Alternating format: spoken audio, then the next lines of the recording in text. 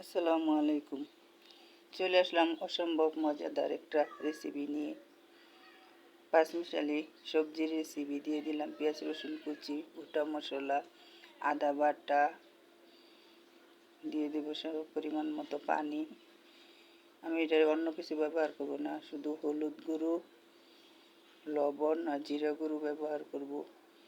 একটু নাড়াচাড়া করে একটু ঢেকে দিব।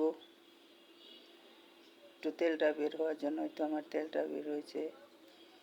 এখন আমি আবার একটু নাড়াচাড়া করে দিয়ে দিব কেটে রাখা সেই সবজিগুলি। দিয়ে দিলাম কাঁচামরিচ আর অনেক রকমের সবজি।